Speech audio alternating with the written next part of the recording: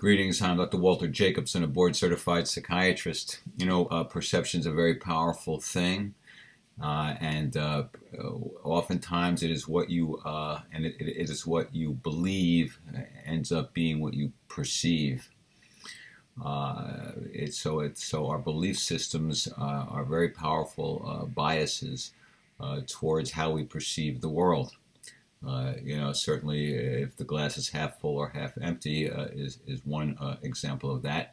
But but basically, this is the basis for prejudice and racism and discrimination is you perceive a threat, and it's based upon biases, prejudices, belief systems, and those beliefs then make you perceive things in a certain way.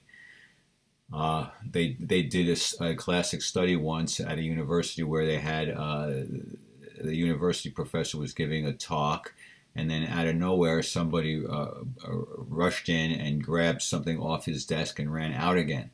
And then the students who were sitting there, surprised by this, had to fill out a questionnaire as to the race of the person, color of the person's skin, what the clothing the person was wearing, what kind of hat the person, etc. There were a whole bunch of markers, and they discovered that people perceived extremely shocking different things. Some people saw the person as white, some people saw him as black.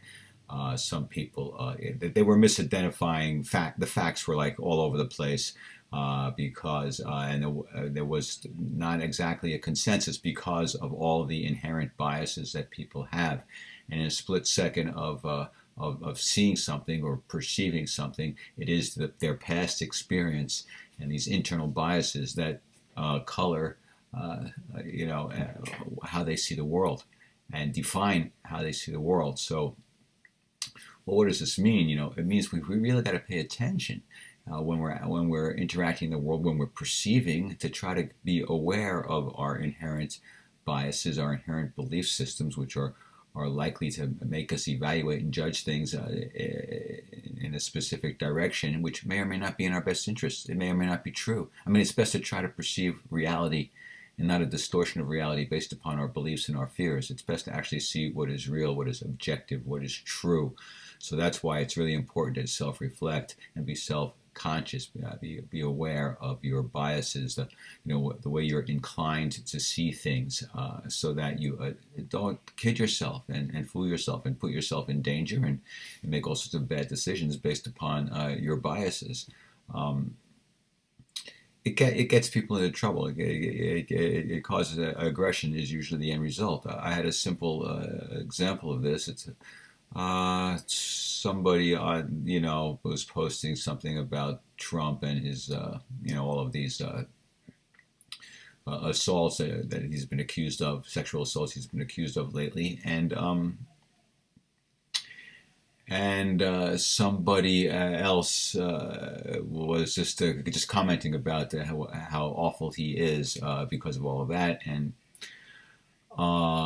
somehow or other the discussion went over to, of course, to the Clintons and to Bill's behavior, and then to Hillary's behavior in defending some alleged rapist who allegedly raped a 12-year-old girl, and how she had laughed about it or made that woman to be like the guilty party who was asking for it and not the victim, and whatever. And so the point is, I don't know, I made some kind of comment, and this person responds to my comment like then makes this like blanket statement that had nothing to do with me or reality. I was like, I said, excuse me, but you know nothing about me, and you are making this assumption based upon very limited data. You don't know the backstory of why or how or what I do that inclined me to say this or that, and it's really important that you get the facts, that you don't operate on limited data, and then start pointing your self-righteous finger at other people. You need the facts. Try to have facts. And then I even question whether you should be pointing the finger anyway.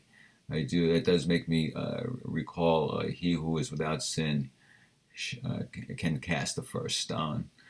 So everybody's so self-righteous. Um, also in our need to, to perceive things a certain way so that we can feel safe in the world, we tend to overdo it. We tend to whitewash what we see. I've talked about this earlier, but it's really a mistake to demonize, for example, Hillary or Trump, to and to call them the devil or Hitler or whatever. It's not helpful. What would be helpful is to try, despite the bad ways you perceive either candidate behaving, to try to avoid completely neutralizing any good qualities that they may have. It would be really good to try to see even the tiniest bit of compassion in either candidate, regardless of how compassionless we think they are. We try to see a little bit of good, a little bit of love, a little bit of value in everybody, despite how they're behaving.